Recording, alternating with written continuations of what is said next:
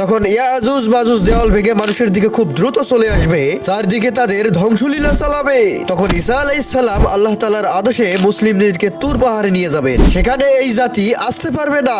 বাকি সব মানুষ ও পশু পাখিদের এরা কাঁচাই গিলে খেয়ে ফেলবে। তারা ভাববে জমিনে যা রয়েছিল তা তো আমরা খেয়ে ফেলেছি, এবার আসমানবাসীর পালা। এই ভেবে তারা আকাশের দিকে তীর ছুটতে থাকবে। আল্লাহ তাআলা ওই তীরের মাথায় রক্ত লাগিয়ে ফেরত পাঠাবেন। এটা দেখে তারা অনেক খুশি হবেন। তারা ভাববে আকাশবাসীদেরও আমরা শেষ করে ফেলেছি।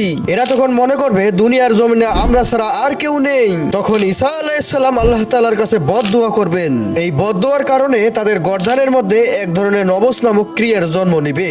তখন ইয়াজুজ মাজুজের দল একের পর এক এই মহামারীতে মরতে থাকবে। তখন ঈসা আলাইহিস সালাম এদের মৃতদেহের দুর্গন্ধের জন্য আল্লাহ তাআলার কাছে দোয়া করবেন। তখন আল্লাহ তাআলা ঈসা আলাইহিস সালামের দোয়া কবুল করবেন এবং এক ধরনের কুচ বিশিষ্ট পাখি প্রেরণ করবেন এবং তারা তাদের মরদেহ এক স্থানে নিক্ষেপ করবেন। তারপর আল্লাহ তাআলা প্রচুর বৃষ্টি বর্ষণ করে এই জমিনকে ধুইয়ে দিবেন এবং এই পৃথিবী তখন সব ধর্ম নিঃশেষে পুরো মুসলিমদের হয়ে যাবে।